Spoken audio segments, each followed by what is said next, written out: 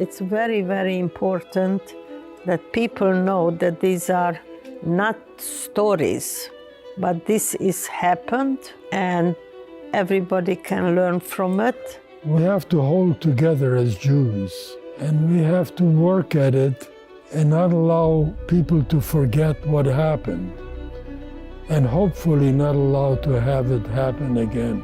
I hope never happen again and do everything to prevent it. You can do whatever you want if you give yourself a chance to succeed. Every day we have to make sure it doesn't happen again. Knowing the steps that led up to the Holocaust prevents that.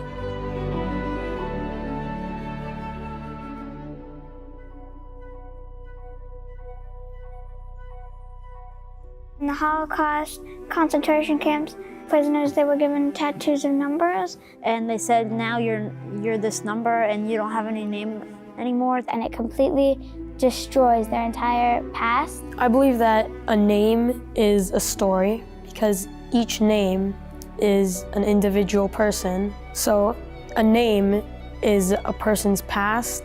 We have personalities, traits, and hobbies, and a life, and not just digits on a page. We often refer to the Holocaust as over 6 million people died, and names not numbers really means we should remember their names and tell their stories. Each of those 6 million, they had, their own life and personality. They're not just one statistic. It's kind of taking something back.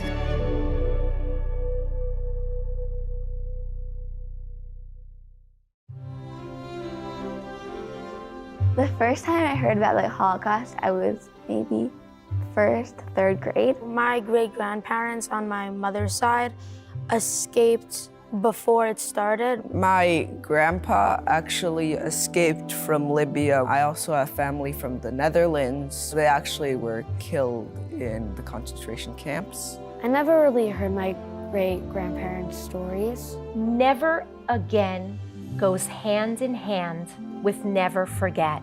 It is important to tell these stories because it is our job to make sure this never happens again. Names Not Numbers is a program where students all over the world get to work with their peers and their classmates to interview a Holocaust survivor. I really got interested by the idea of actually talking to a Holocaust survivor.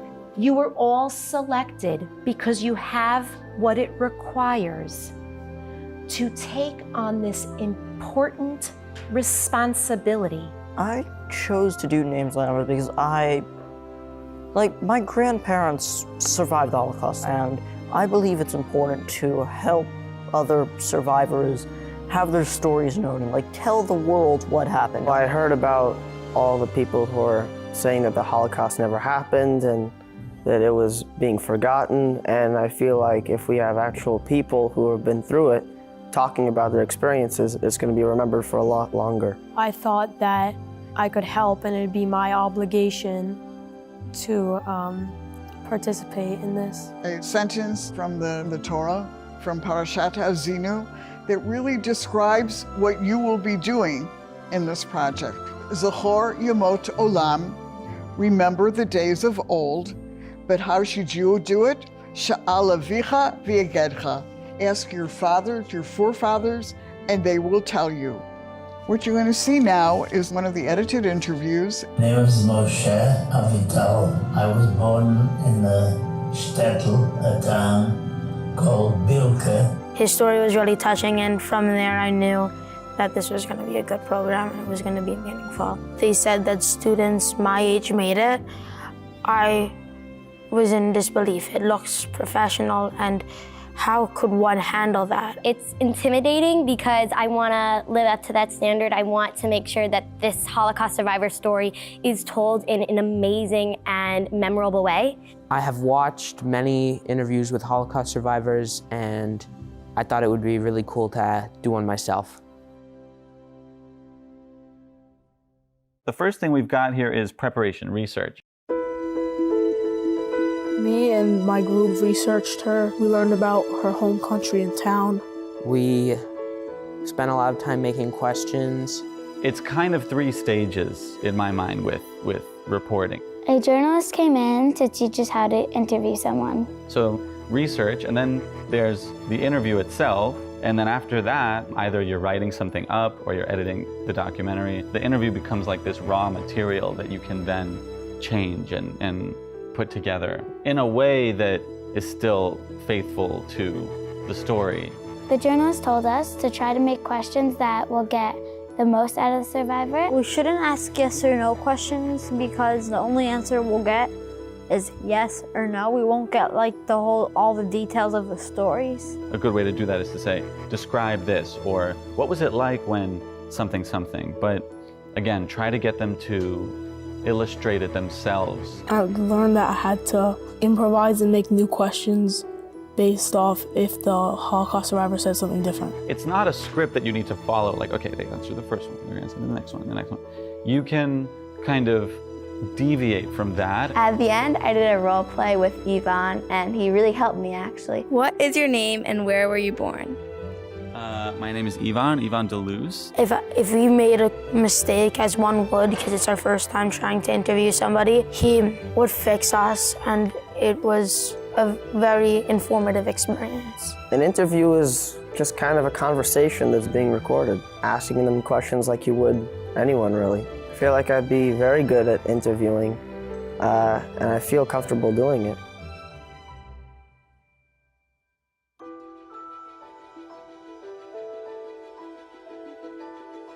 I was looking forward to working with the cameras because I haven't done that before. We had a session before the interview where we learned how to use the cameras. I feel like using the cameras, it's interesting. Like, I never really thought about what goes on behind the scenes. So I really never appreciated how much effort goes into even like a 2-minute report on like the most random topic. We were taught to keep our subject off-centered of the screen. When your subject is in the center and looking at the camera lens, it makes the watchers, the person who is being filmed, is really talking to the person, whereas the person isn't really watching something. We also learned about how there should be more space in front of the person from where they're looking than behind them. That would just look weird because what's behind me. When the subject is put on the same side of the frame that they're looking, it makes the watchers feel like they're cut off and that the stuff that's behind them is more interesting than the actual person themselves.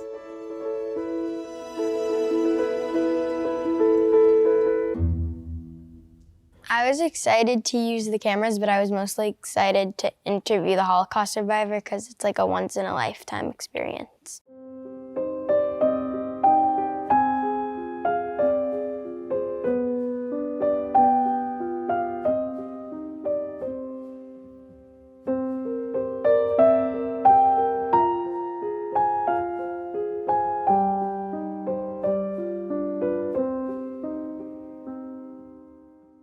I'm very nervous about the interview. It could go in so many different ways, and I really hope it just all goes well. I'm feeling very nervous, but really excited. We've learned a lot about her. I'm really looking forward to meeting her in person, hearing her story directly from her. I'm feeling very nervous and anxious because I've never really had the chance to talk to a Holocaust survivor, and I'm also really excited because I've never had the chance to talk to a Holocaust survivor, and it's a new opportunity to have in my life.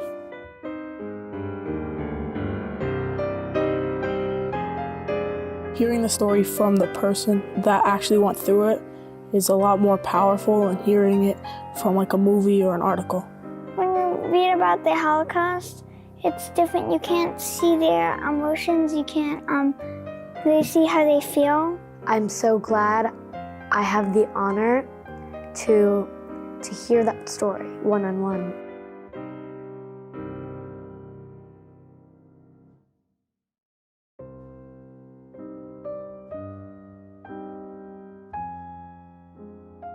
My name is John Wolf. I was born in Transylvania, but I grew up in a country that doesn't exist anymore, Czechoslovakia.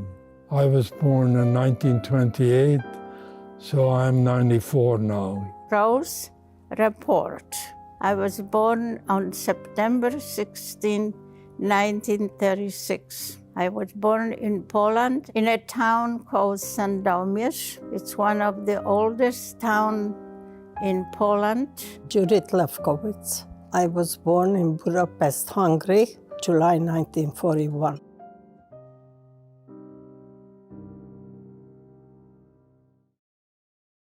I'm an only child. I had a pretty good childhood. The village that we lived in, my father was kind of a pillar of the village.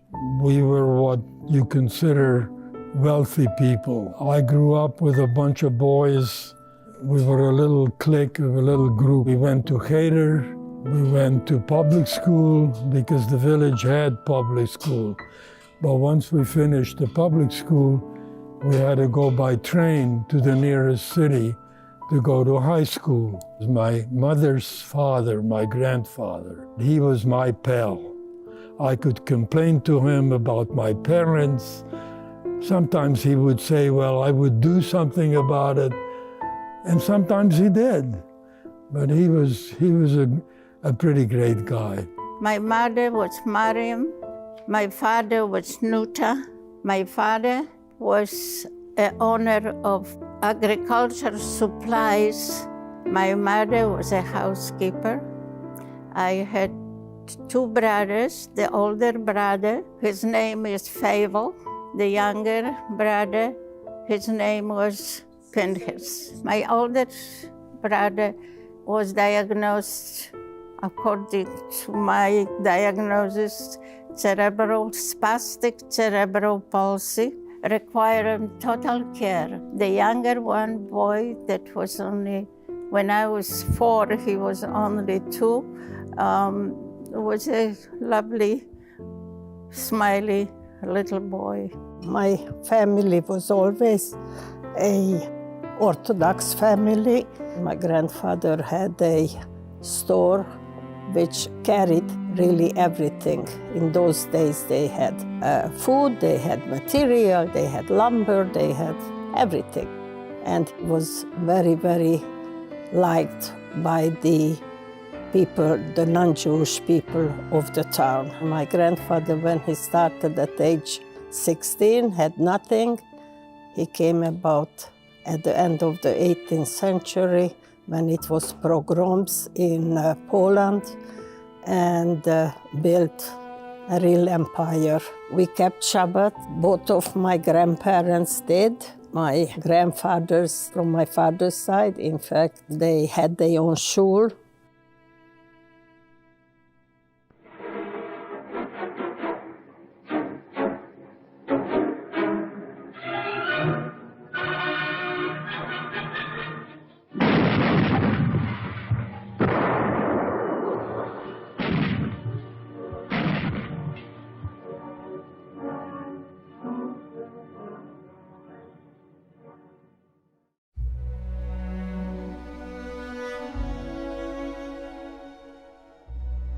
When the war started and the German walked into my hometown, I was only 4-year-old.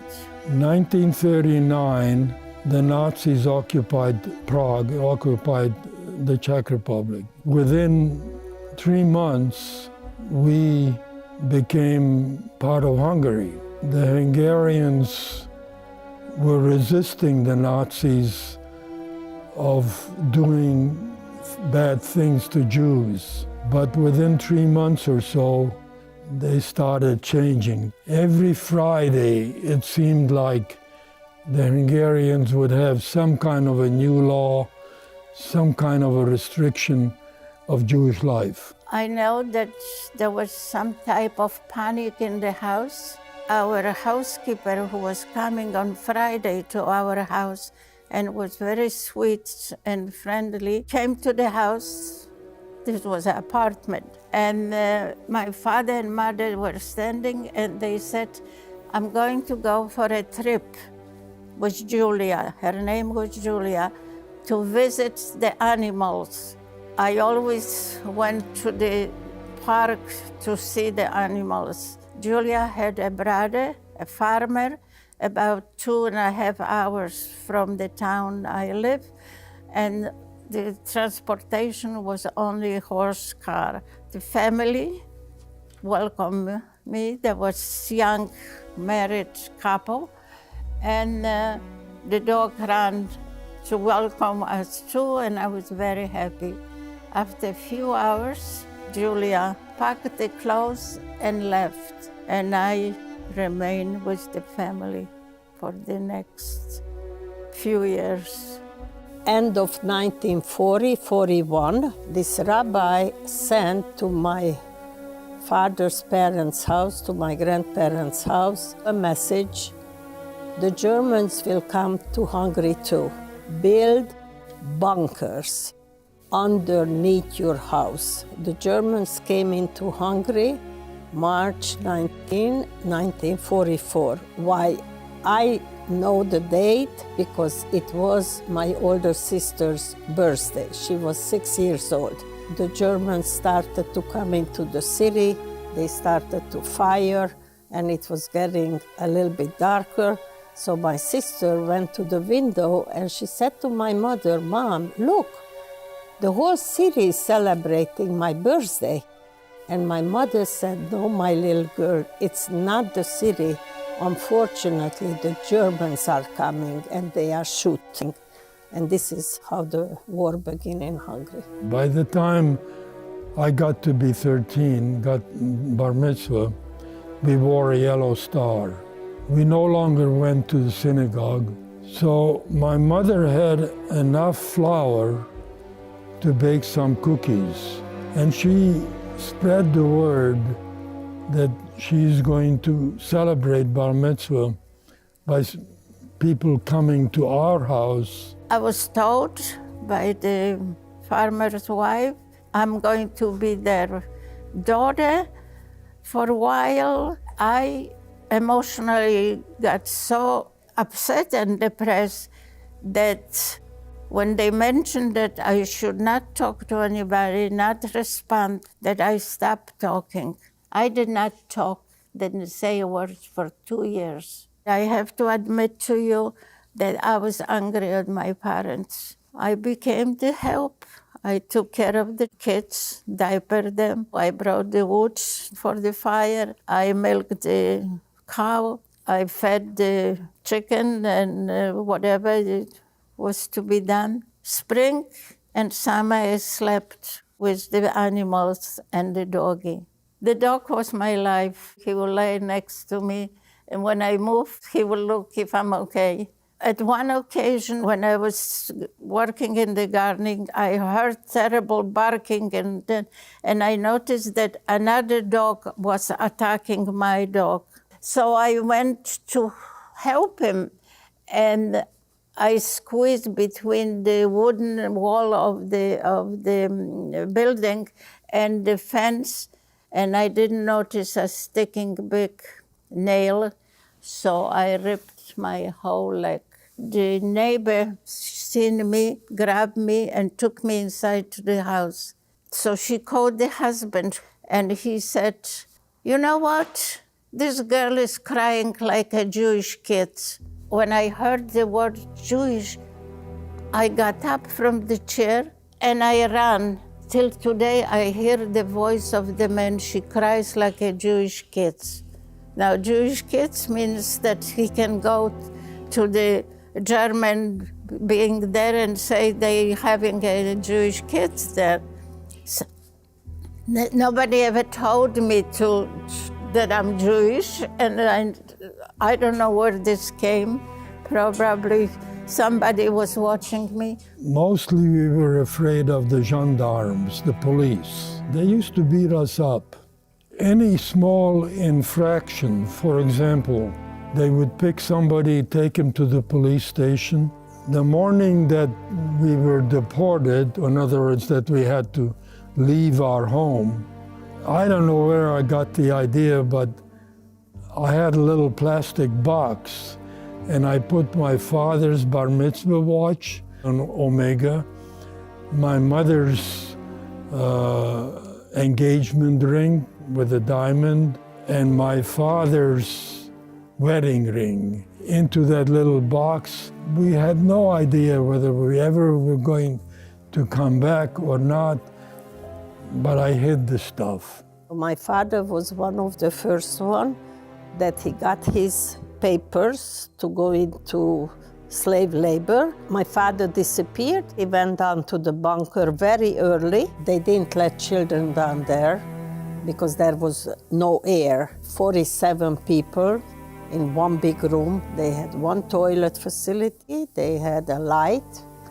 and very little food. They decided, the family, that they're going to give the children out. My grandparents had many apartment houses, so they were given to the Supers family. They knew them, and they said to the Super, listen, they're gonna take us away and take my child, I'll give you a lot of money and raise it just like if it's your own.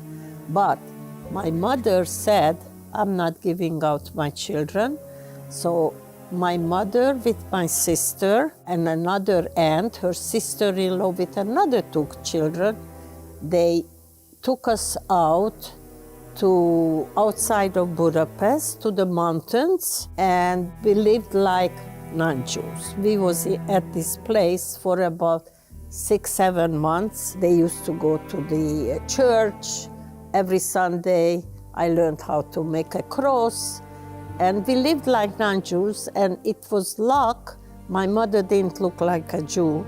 She had light eyes, light hair. So did my aunt. My name was Roja, which means Rose, Judy, and I had to learn it, and I was only 3.5 years. Many times I said my real name when we was playing with the kids outside in the backyard, and my sister ran to my mother and she says, oh my God, Judy told the kids her real name.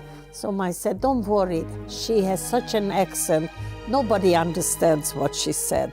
We were put on a train and shipped out to a ghetto in Hungary. The first 3 days, we slept in the Jewish cemetery. We came late to that ghetto, so we ended up living in an attic. You had to climb up a ladder into the attic where we were housed.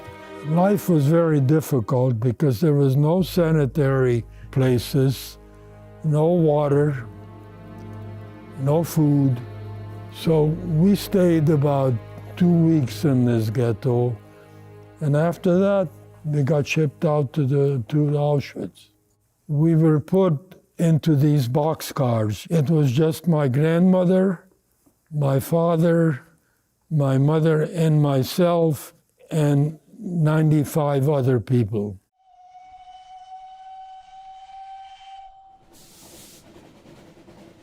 There is no room to sit down. You have to stand. Once people died, there was no place to put them. So people used them as benches to sit on. At one point, my grandmother asked my father, what's going to happen to us? And my father said, we're all going to die. The doctor gave him some poison ampules. By the time we got to Birkenau, he told my mother, now is the time, if we want to die, this is the place that we should take the poison. And my mother said, I don't know, ask the boy. And he asked me, are you ready to take the poison? And I said, well, we survived up to now, maybe we'll survive the rest of this.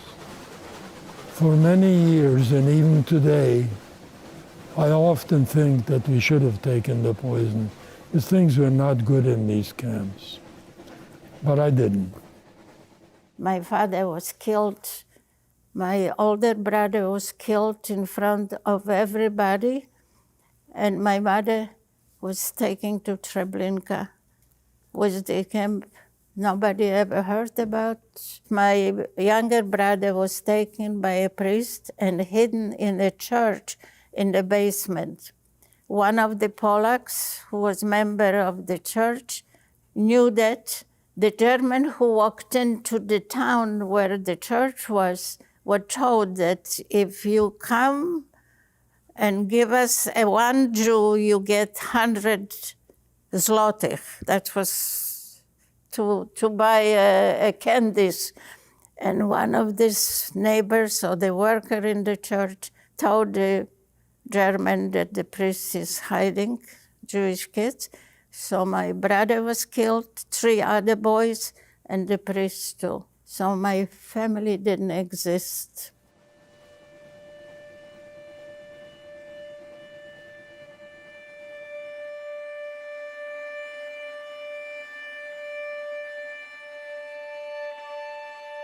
The doors opened, and these people that were prisoners in prisoner clothes, mostly Polish Jews, were screaming, "Los, los."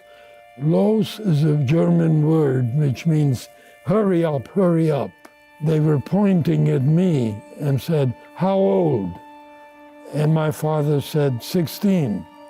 Said 18. My father said, no, 16. And the guy said, 18. Say 18. My mother and all women were separated. All men were separate. Old people were separated. Little children went to the old people. We were taken to the showers. There we took off all our clothes. We came out of the showers. We were in a room where there were big windows. We had to wait for about 2 hours, and my father and I stood in front of the windows, and we saw my grandmother and my 2 little cousins. She was in the group that was going to the gas chamber.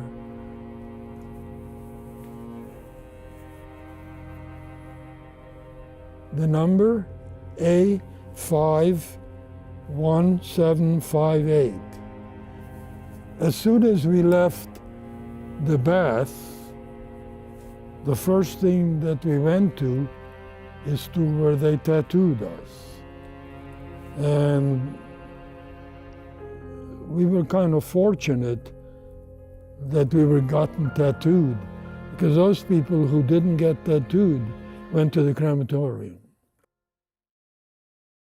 The superintendent from my grandparents was living there, who had a grandson who was a big Nazi, and that was very dangerous. And one time he came to see the grandmother, and it was getting dark. They were sitting in the kitchen, and the whole apartment wasn't big, but a room and a kitchen, and it was dark. And he saw an electric clock, like that measures the electricity, and that clock was going, because downstairs they were using one light. So he asked the grandmother, "Grandma, everywhere is dark. How come that machine is going?" So she was very vivid. And she said to the grandson, "Yes, I saw it too. And Monday morning, first thing next morning, I'm going to call the company." And from that on, when he left, he told the people downstairs, he sent some message. "From now on, I'm going to have a big broom by the door. If somebody comes in, I will do 2 noises, and you cannot breathe." Can you imagine? You cannot breathe. You must be, because we can be reported. My father and I got selected to work in a stone quarry. One of the prisoners came to us and asked my father, "How would you like to have a better assignment, work in a laundry?" I think that's probably what saved us. They used to have these midnight arrangements where they lined people's up, and the SS pointed, "You go right, you go left." One went straight to the crematorium next day, and the other went to work. Because my father and I worked at night, we avoided what they called the selections. A few weeks before the war was over, the Russian came in, and then my mother said that I'm afraid of the Russians. My mother put us on horse and wagons or whatever, buggies, and they walked into Budapest. One of my aunt already came up from the bunker to welcome us, to greet us. And she said, there is no way that you can come down with the kids. There is no place. We have hardly any food. And my mother said, I was out for 7 months without my husband, without the family. I just cannot do it, not another hour. The first time when they let us down for a few hours, it was Friday afternoon. And there was like a very old wood ladder going down the step. There was no steps, this ladder, we was just going down. And when I got down, I saw a very, very long table with a white cloth. That table was my father and my uncle's bed, because that's where they slept for 7, 8 months. I saw my father that I didn't see for 7, 8 months, and with this white tablecloth and everything, I thought that I am in heaven. In 1945, the Russian walked in. The Russian army was in a very bad shape, physically, mentally, and equipment.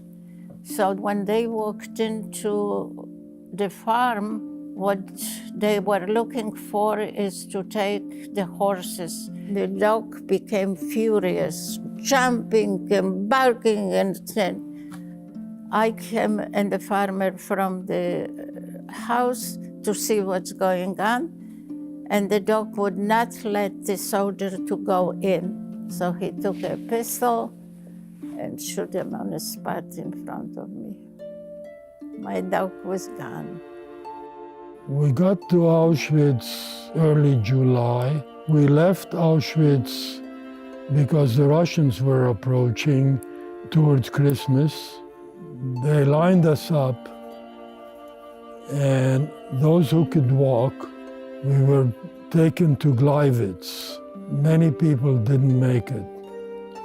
I was on my way out too. My father and one of my friends, Paul Kraus, grabbed me by the arm because I wanted to lay down. And they dragged me along. And as they dragged me along, I finally woke up and I could walk again. After about 4 days, we ended up in a place called Oranienburg for almost a week and a half. My father was in pretty bad shape, and he thought he was going to die. He disappeared, and it turns out that he went to what's called the infirmary. I never saw him until liberation. From Oranienburg, we went on another train, and the train went to a place called Flossenburg. And in Flossenburg, I stayed about 10 or 12 days, and then I got liberated.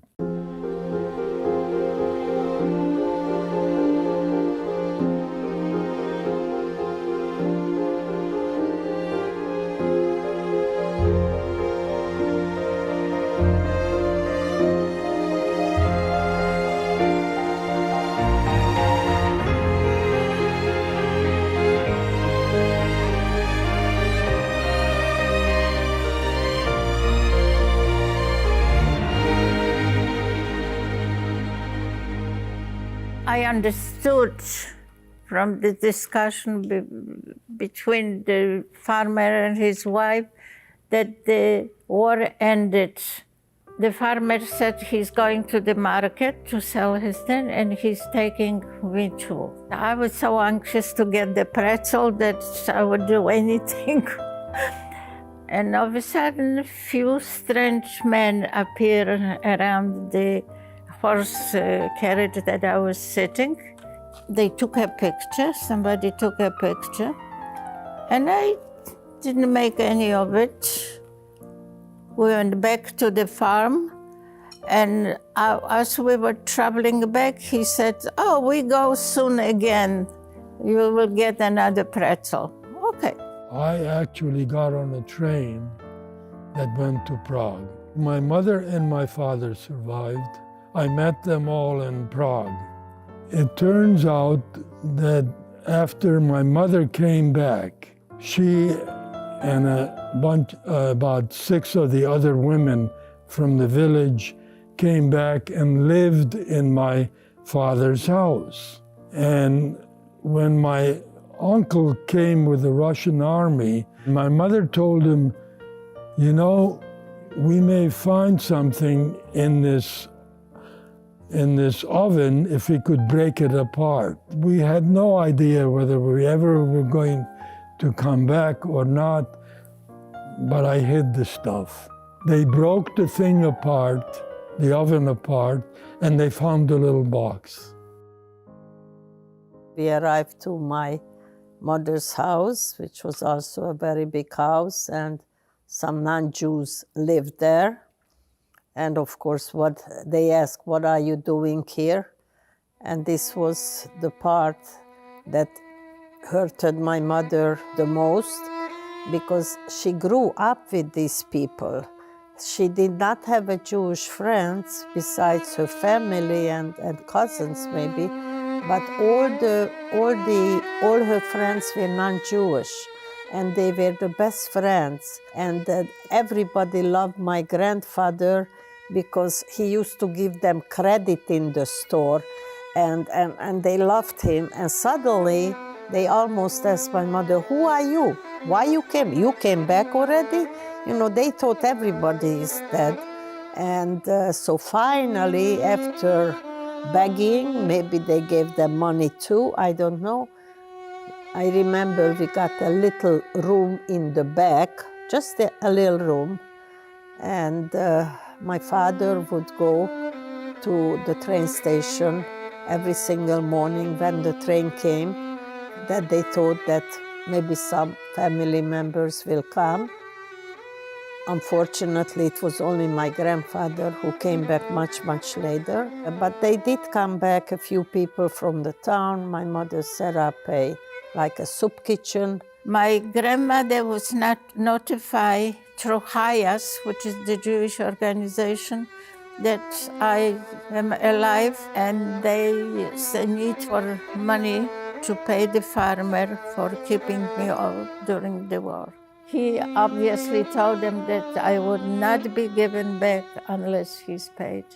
The farmer was paid, and I never went back. My mother's cousin, she was directed by my grandmother in the United States to take me away from the farmer, and I would stay with her till papers will be done to get me to the United States. They were a young couple. Shortly after I lived with them, they had a son, Adam, who I consider my brother. I spent with them quite a few years.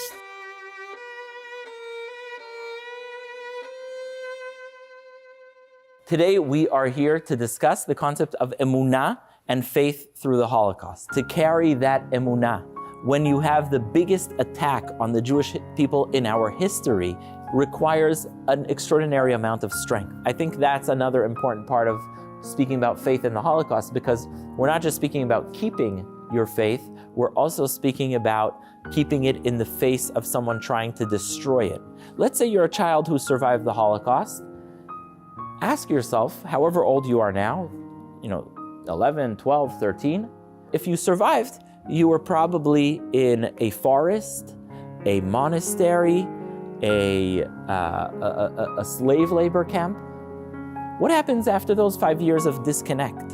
Physically and spiritually, they were like, who am I? What? I don't even remember. How old were you 5 years ago? You were 8. Imagine if the last time you opened the Siddur was when you were 8. Does that seem like a long time? Yeah, you'd be like, what direction do I even open this from, right? So that's what we're talking about. We're talking about people who really got disconnected. And so what does that tell you about how you treat people who came out of those 5 years and said, no, I'm going back to my people. I'm gonna, build a Jewish family. I'm gonna go back to my community. That's a really big deal, right? We sometimes take a lot of things for granted.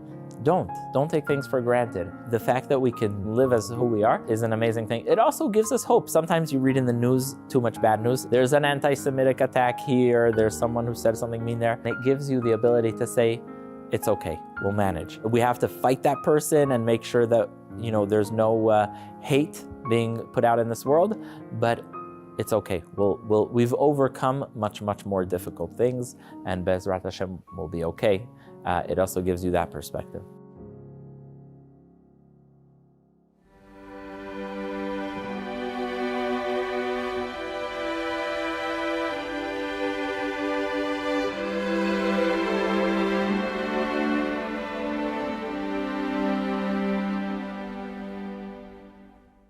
We came to New York in 1946 by boat, and my uncle waited for us at the pier, and he was the only relative that we knew of that was alive.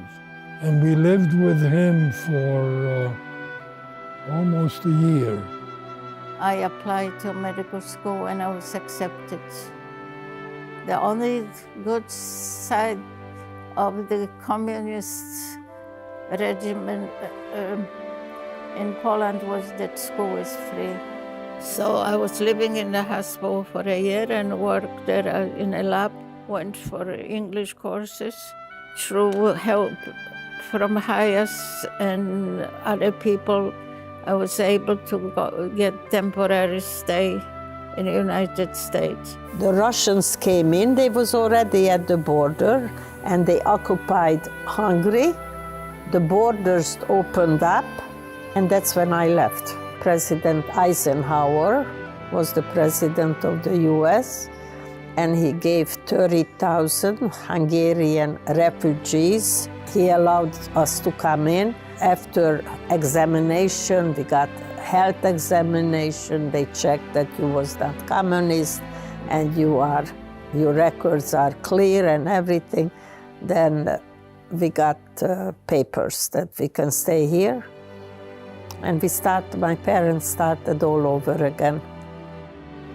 I also met a lot of people, Polish survivor, and I was able to socialize a little bit, and that's when I met my future husband.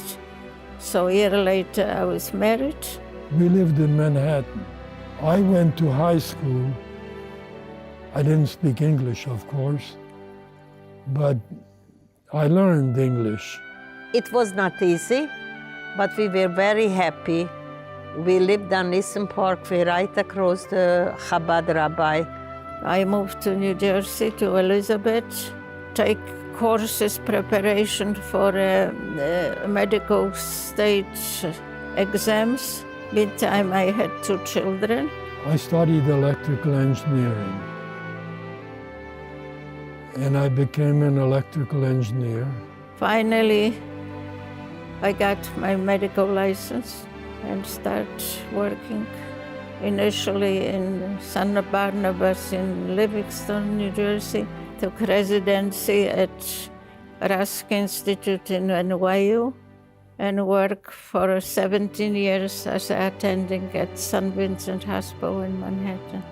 We worked very hard, and piece by piece, bit by bit, my parents got whatever we needed and never got any other help from anybody. And we were just very happy that we are here and we can be Jewish.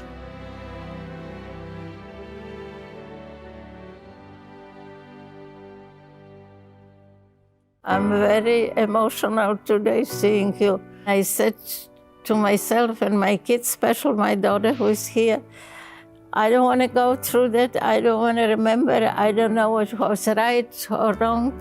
It's gone. You cannot hate all time. You cannot be happy all time. You have to compromise your life. But I always is positive, and I said to myself, I can do it. I can do it. I think that everyone should learn more about the Holocaust. I'm very lucky to be able to spread more information about Holocaust survivors' stories and what they went through. You need to really hear their stories. Well, not even hear them, you need to listen to their stories. You need to know them. I'm glad that I was participating in this. I really feel like it's going to make an impact on people's knowledge. There's still anti-Semitism in the world, and we want to end anti-Semitism, and we want world peace. Go to Auschwitz and see the place, and go to Israel, to Yad Vashem, and go to the children's pavilion where you hear all the voices of the children crying. They will know that yes, things like this happen. All of you will tell the world that this can never happen again, what happened to us.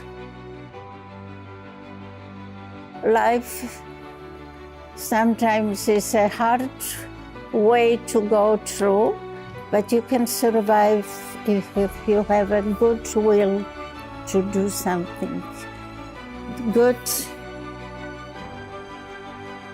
It is my philosophy that hating people is not worthwhile, because hate brings nothing but pain.